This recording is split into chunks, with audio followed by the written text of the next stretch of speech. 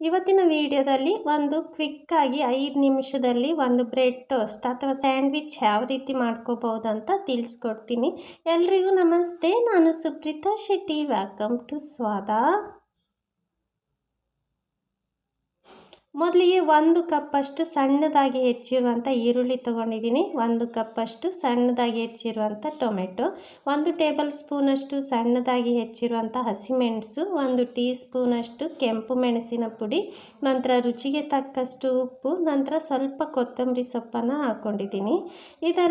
ಚೆನ್ನಾಗಿ ಮಿಕ್ಸ್ ಮಾಡ್ಕೋಬೇಕು. ಇದಕ್ಕೆ ನೀವು ಕ್ಯಾಪ್ಸಿಕಮನ್ನು ಸಣ್ಣದಾಗಿ ಹೆಚ್ಚಿಬಿಟ್ಟು ಸಹ ಹಾಕ್ಕೋಬಹುದು. ನಂತರ ಕ್ಯಾರೆಟನ್ನು ತುರಿದ್ಬಿಟ್ಟು ಹಾಕ್ಕೋಬಹುದು. ಬೀಟ್ರೂಟು ಸಹ ಸಣ್ಣದಾಗಿ ತುರಿದು ಬಿಟ್ಟು ಹಾಕೋಬಹುದು. ನೋಡಿ, ತುಂಬಾ ರುಚಿಯಾಗಿರುತ್ತೆ. ಒಂದು 5 ನಿಮಿಷದಲ್ಲಿ ಕ್ವಿಕ್ಕಾಗಿ ಬ್ರೇಕ್ಫಾಸ್ಟನ್ನು ರೆಡಿ ಮಾಡ್ಕೋಬಹುದು.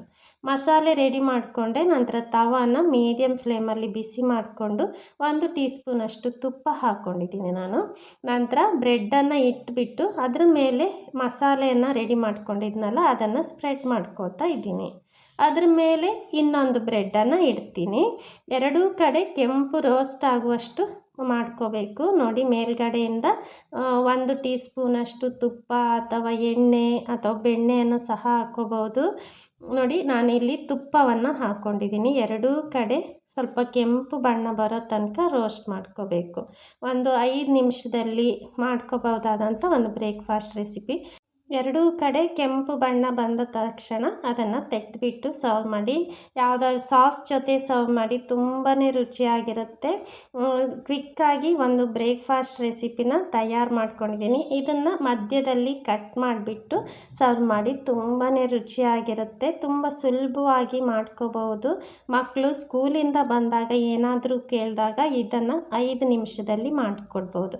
ಒಮ್ಮೆ ಟ್ರೈ ಮಾಡಿ ನೋಡಿ. ನನ್ನ ಈ ರೆಸಿಪಿ ನಿಮ್ಗೆ ಇಷ್ಟ ಆದರೆ ಪ್ಲೀಸ್ ಲೈಕ್ ಮಾಡಿ, ಶೇರ್ ಮಾಡಿ, ನನ್ನ ಯೂಟ್ಯೂಬ್ ಚಾನಲ್ನ ಸಬ್ಸ್ಕ್ರೈಬ್ ಮಾಡಿ, ನನ್ನ ಫೇಸ್ಬುಕ್ ಪೇಜನ್ನು ಫಾಲೋ ಮಾಡಿ. Thank you so much for watching.